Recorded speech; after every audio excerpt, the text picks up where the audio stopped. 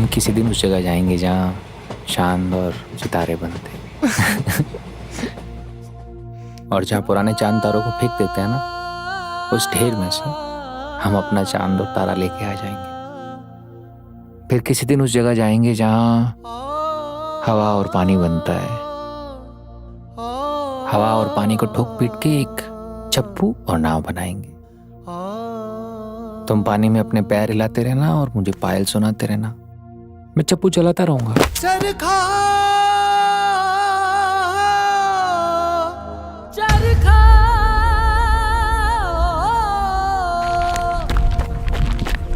मेरा रंग रंगीला बन गई तेरी याद वसीला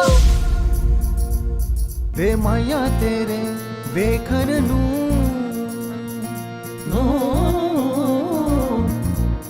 वे माया तेरे वेखण नू दुख चरखा गली दे विच पा